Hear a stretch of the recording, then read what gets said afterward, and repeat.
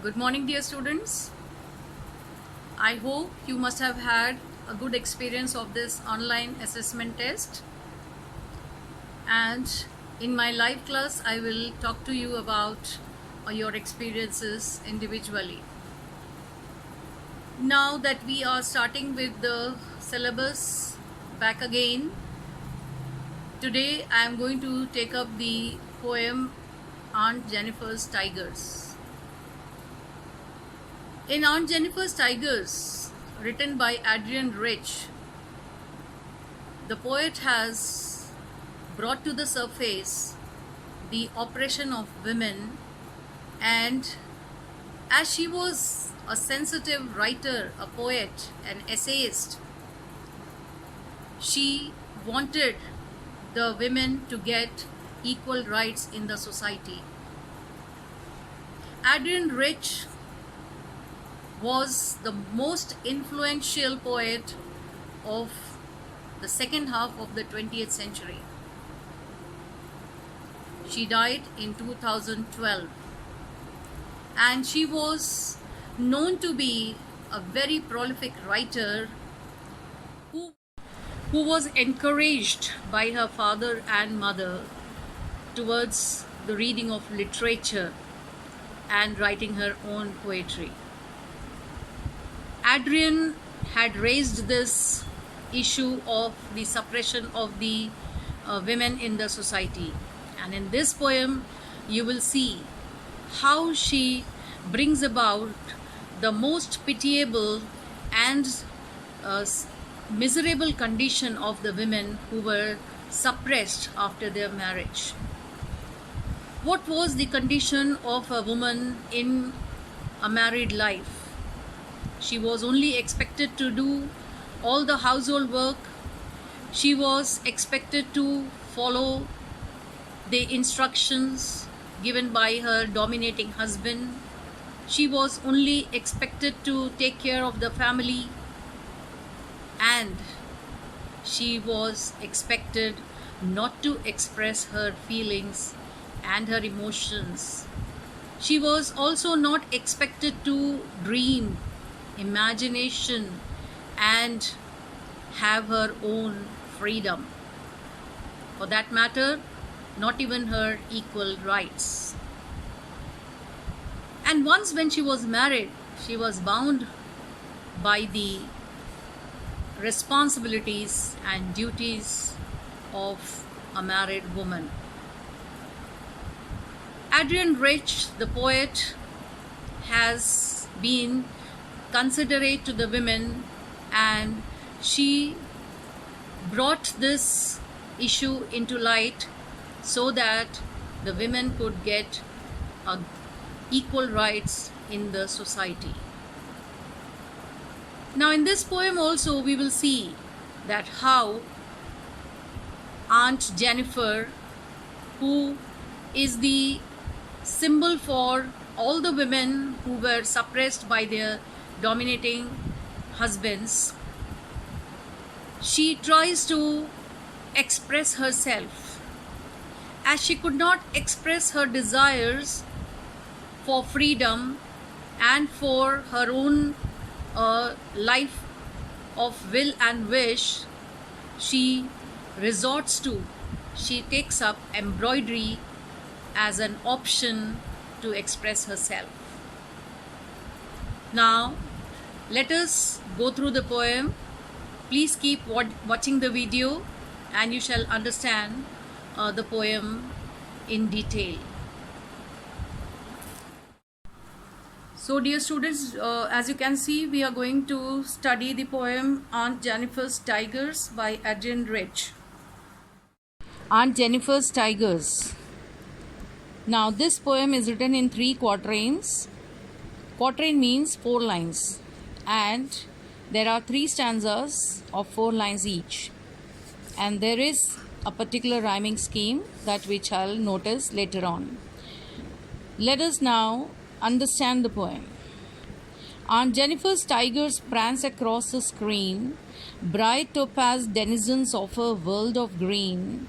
They do not fear the men beneath the tree, they pace in sleek chivalric certainty. The poet has described a woman who is identified as Aunt Jennifer, and she was embroidering, which is also known as the needlework. She was making a motif or creating tigers on a screen. Screen is a panel or a piece of rough cloth or a coarse cloth on which she was creating tigers with the help of needle. Now the poet has compared and contrasted the tigers with Aunt Jennifer and the men in the society.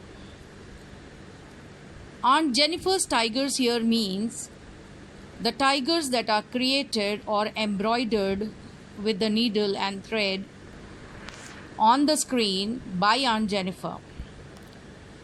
They seem to be prancing, moving energetically in a very stylish way on the screen.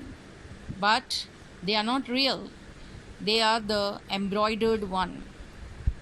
Aunt Jennifer seems to have used bright topaz colors to make the tigers on the screen. She has used the topaz color. Topaz is supposed to be a gemstone of yellow color. And to make the tigers, to create them, she has used bright yellow color. These tigers are the denizens of a world of green. Denizens means the people, animals, or a plant kingdom belonging to a particular place.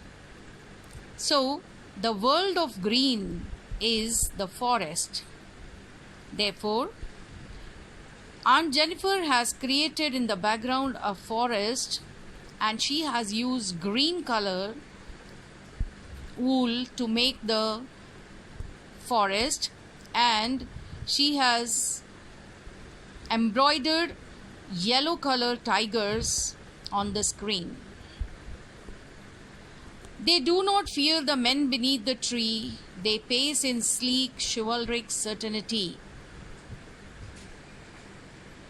Aunt Jennifer has also made a few men who were standing beneath the tree, and this whole picture or the motif that she has embroidered on the screen shows that the tigers were very courageous, as they were not afraid of the men who were standing beneath the tree. They may be the hunters, and yet the tigers were not afraid of them.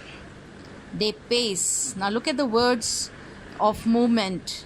Pacing, moving in a speed, and they seem to be moving speedily in sleek chivalric certainty. Chivalric stands for majestic movement, the honor and the courage. So they seem to be moving with a lot of courage and having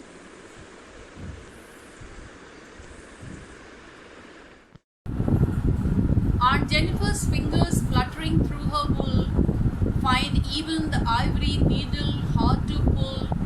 The massive weight of Uncle's wedding band sits heavily upon Aunt Jennifer's hand. Now in these 4 lines, the poet has focused on the pathetic condition of Aunt Jennifer. How was she feeling when she was married to Uncle, and what was her condition when she was married to him? Now, as you know that Aunt Jennifer was embroidering, that is, she was doing the needlework on a piece of coarse cloth, a thick cloth, and what was she making? She was making the tigers. Now, when she was making the tigers, she had to pull the needle. Now, look at the word ivory. Ivory is actually the tusk of the the elephants. The needle was made of ivory, and it is a material with which the needle was made, and she was using that ivory needle and wool to make the tigers on the panel. And therefore, when she was trying to make them, it was very difficult. It was hard to pull.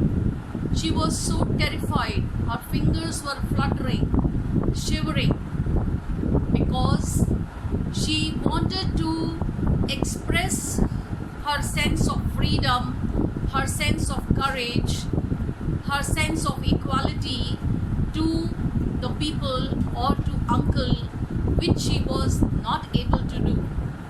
And therefore, she was trying to express it through the needlework or through the creation of tigers.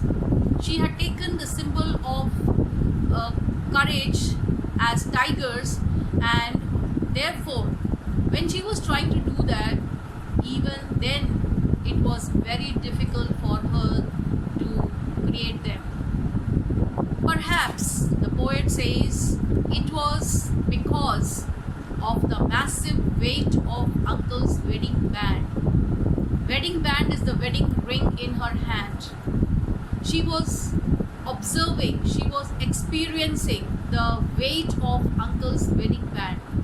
Not because the wedding ring or the ring in her hand was very heavy. It is because of the obligations, the responsibilities of her married life. They were like massive means huge weight on her, which gave her both mental and physical stress. This stress sits heavily upon Aunt Jennifer's hand. That is, she had a lot of responsibilities to be done when she was married to uncle. And this Aunt Jennifer, she is the symbol of all the women who have faced such a situation in the society, or rather in a patriarchal society, where the domineering husbands dominate and suppress the will and wish of the women who cannot express themselves explicitly. In the third stanza, let us see, the poet has described the aunt's condition further, that she can never achieve that freedom which she was longing for. When aunt is dead, her terrified hands will lie, still ringed with ordeals she was mastered by. The tigers in the panel that she made will go on prancing, proud and unafraid. So in these 4 lines, the poet has described that even when the aunt is dead, that is, till her death, all her life, she was terrified. Her terrified hands here means Aunt Jennifer being afraid of her husband. She was suppressed, and this suppression caused a fear in her mind, because she was not given that freedom as the men in the society had. And therefore the poet says that her terrified hands will lie, still ringed with the ordeals, still ringed. So even when she is dead, her dead body also, there will be that ring. That is, the poet wants to say that she will die as a married woman who could not express herself when she was alive, and she will never be able to express because she was mastered by. Mastered means husband behaved like a master, and he dominated upon her with the ordeals. So this ordeals means the long experience that she had faced during her married life. But the tigers in the panel, The poet says, on the other hand, the brave tigers, the energetic and the courageous tigers in the panel that she had made will go on prancing. They will always remain moving energetically, proud and fearlessly.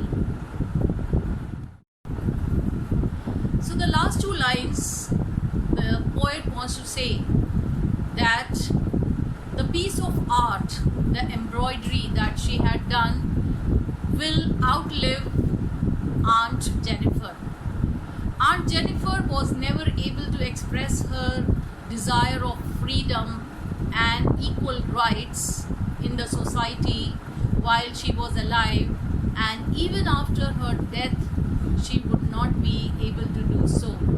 That is, she will always be suppressed, and as she was suppressed by uncle due to the ordeals that she had faced. That is, ordeals means the long experience of suppression that she had faced. It will end with her life, and the tigers, on the other hand, will remain energetic, proud and fearless. So in this poem, the poet has used two symbols, that is Aunt Jennifer, who is a symbol of the women who are dominated and suppressed in the patriarchal families in the society, and the second symbol is the tigers which stand for bravery, fearlessness, chivalry and courage.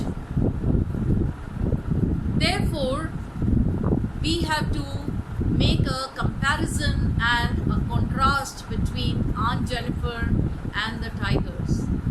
The poet has beautifully brought about the picture or an image of the tigers that were embroidered by Aunt Jennifer.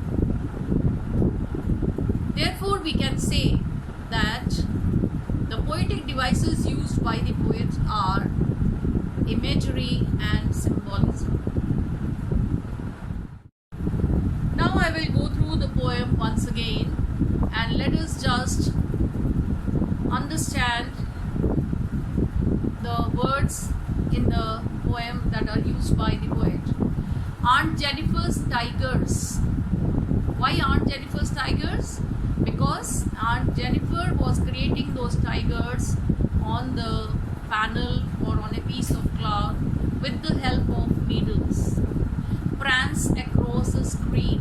So what is she creating? What is she embroidering? What is she making with the help of needle and wool? That is, she is making a forest scene in which the tigers are moving very courageously across the screen. And they are of bright topaz color. I told you just now, topaz is yellow color precious stone, and therefore she has used bright yellow colors to make tigers on the panel. They seemed to be the denizens of a world of green. World of green because she has created a forest with trees all around on the panel. And therefore, they are the denizens, that is, they are the inhabitants of that place. They do not fear the men beneath the tree. Perhaps Aunt Jennifer has also created hunters, or the men who were supposed to be hunters who were hiding and standing beneath the tree. They were not afraid of even them, the hunters. They pace in sleek, chivalric certainty. And the piece of art or the piece of needlework that Aunt Jennifer had created showed that the tigers were moving in a courageous manner or in a in a manner which showed their courage. Aunt Jennifer's fingers fluttering through the wool find even the ivory needle hard to pull. Now, in these lines, as I told you just now, that Aunt Jennifer's miserable condition has been described, that she was terrified. She was shivering due to fear. Even though she was trying to go to the world of imagination, that she would be courageous like tigers. Therefore, she was afraid because she did not have the right to express her desire for freedom or even for that matter her equal rights in the society. Therefore, the poet says that Aunt Jennifer was finding it difficult.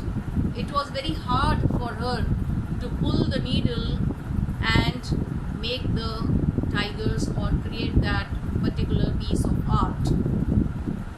The massive weight of Uncle's wedding band sits heavily upon Aunt Jennifer's hand. The poet has said that the fear of Uncle to whom she was married, Uncle's wedding band, that is, she was married to Uncle and she had that wedding ring on her finger, and that seemed to be very heavy for her. Not because the ring was heavy, because it was associated with a lot of responsibilities and duties that Aunt Jennifer had to perform after getting married to Uncle. Even though she was not given the equal rights in the society or in the family, she had to go through a series of bad experiences which she wanted to express, and she found this method of expressing herself. Therefore, the poet feels that Aunt Jennifer's hands were terrified. She was afraid. She was fearful because of this relationship that she had with Uncle. Because Uncle was dominating and he had suppressed the desires of Aunt Jennifer.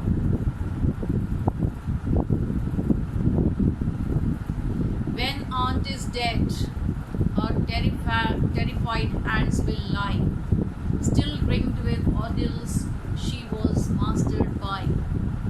So what will happen when she would die? Will she get the freedom that she was expressing for? No. Her terrified hands, that is, even when she would be dead, her hands would be in the same condition. Her condition would not change. She would be terrified and her hands will be still ringed with the ordeals, that is, ringed with ordeals because ring is associated with the experience with which she was dominated, mastered. The tigers in the panel that she made will go on prancing, proud and unafraid. She would never become like the tigers that she wanted to. And so the poet says that the tigers that she had created will always be fearless, will always be unafraid. They would be proud, ostentatious. But Aunt Jennifer lived as a suppressed woman and she would die as a suppressed woman. Now let us take a look at the words, the new words that you have learnt from this poem. Prance, walk or move around with high springy steps. Topaz, a bright yellow colored stone. Denizens, here an animal that lives or is found in a particular place. Sleek, elegant. Chivalric, being courteous, especially to women, an act of a gentleman. Ordeals, extremely severe tests or experiences. Prancing, to move around proudly. Now, let us once again go through the summary of this Aunt Jennifer's Tigers. The poet expresses the inner feelings of a woman who is Aunt Jennifer. The aunt is embroidering a motif or a pattern comprising of energetic, fearless tigers moving freely around the bright greenery. She is living a life of submissiveness to her husband's command. Her acts are dominated by him and she fears him constantly. This pattern of the free and fearless tigers reflects her inner desire to live a free and fearless life. The tigers are graceful, elegant, and bright. Aunt Jennifer's fingers tremble as she embroiders. She is old but still fears her husband. She does not enjoy the freedom to do anything as per her wish. She is scared during the embroidery too and fears his wrath. Wrath means anger. Since the day she got married, she has been fulfilling the demands of her husband. The wedding ring on her hand is a constant reminder that she belongs to her husband. The burden of the demanding marriage has exhausted her. The torment will not end until her death. Even after her death, the ring will remain on her hand and she will never be free. On the other hand, the tigers that she is embroidering will continue to move around freely forever. Her desire of freedom and fearlessness will live on through her tigers. So, meanwhile, you try to understand the poem, read the summary, go through the lines of the stanzas, and I shall discuss the rhyming scheme, the poetic devices, and the question answers in my next period. Thank you.